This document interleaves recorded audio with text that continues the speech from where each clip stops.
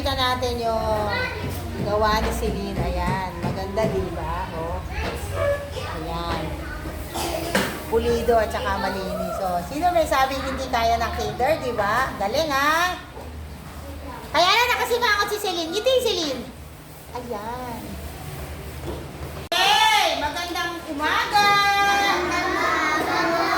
Ayan. Ito yung continuation ng ating lesson kahapon.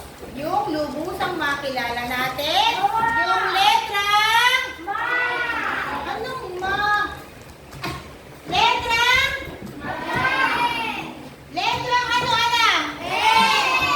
Okay. Letrang M. Sabihin na. M. Okay, letrang sabihin na M. Ano daw yung tunog ng M ulit? Jollibee langhap sarap. Sabihin na. Okay. So, nagpadala ako ng mga ginupit na makukulay na papel. Nagawa po tayo ng collage. Sabihin nga, collage. Letter M na collage. Okay, ito yung sample natin. Nakikita ba? Dinikit ko dito. Okay, ito po. Ginawa ito ni teacher ahead of time. Kaya lang, iba yung size dyan sa binigay ko sa inyo. So, gumamit lang ako ng ilang colors dito. Ayan. Depende kung anong available na color po yung ginupit ninyo. And then, ididikit po sa letter M. Walang lalagpas. Okay, ito. Ididikit ko dito para may guide tayo. Tingnan natin. So, ito yung makukulay na papel. Ayan. So, ginupit na po ito ahead of time ni Mami. Si Mami nagupit ano? Ayan. Ito naman yung kay Sanya. Ayan po. So, gagawa kami ng collage. Titingnan namin yung finished product mamaya. Ayan. So, tingnan natin. Ha? Okay. Ayan yung kanilang mga gawa. Ayan. Ito yung makukulay na papel. Ayan. Iri naman kayo dyan, Ashley.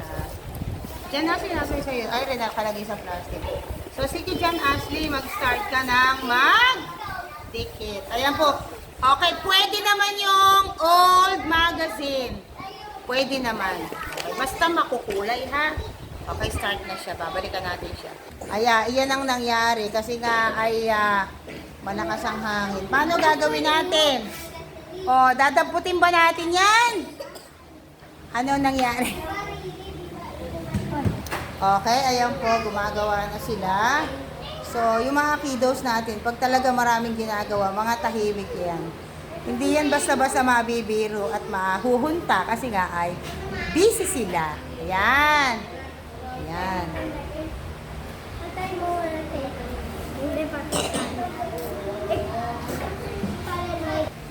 Ayan po, busy po kami. Kaya ang kainaman po nito, wala pong magulo kapag sila ay gumagawa. Ayan. Celine, patingin anak. Ayan. Ayan. Mahuhusay naman gumawa. So, hintayin natin yung kanilang finished product. Yes. Ayan na yung finished product. Patingin. Patingin. Ayun. Ayan. Ayan na po. Itaas nga. Itaas anak. Ayan, okay. So, yung iba colorful yung art, parang construction paper. Yung iba naman ay lumang magazine. Ayan. Galing, di ba? Okay.